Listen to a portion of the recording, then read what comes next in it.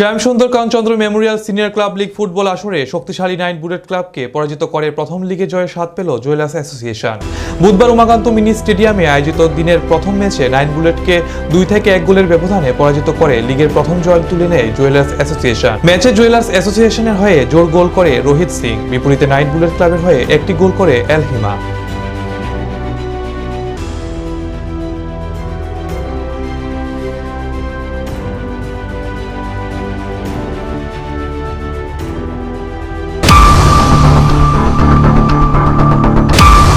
Title 3 point কেমন খেলছে team? তো ভালোই খেলছে, প্রত্যেক ম্যাচই ভালোই খেলতেছে, কিন্তু একটা প্রবলেম সবসময় দেখা যাচ্ছে রেফারি।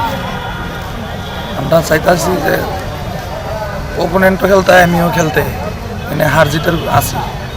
টিম আজকে ঝগড়া করছে, দিল্লি করছে, এটা রেফারি ভুল ডিসিশন নিয়ে নিয়েছে। কিন্তু আজকে টিম ভালো খেলছে, পরবর্তী সময় চেষ্টা করবো যাতে টিমটা ভালো খেলে। ওই যে ফিটাফিটি করছে রেফারি ভুল ডিসিশনে, এটা তো এখানেরটা তো আমি রেফারি ভুল ডিসিশন দিতাম না। এখানে তো হিট অফ দ্য মুভমেন্ট এটা হয়েছে, এটা তো কেউ আর ইয়েতে 90 মিনিটের খেলা, সবাই জানে হিট অফ দ্য মুভমেন্ট থাকে। কিন্তু এরপরও যে রেফারি যে কিছু ভুল করছে, এটি যদি ঠিক না হয় তাহলে তো অসুবিধা হতো এইভাবে খেলা।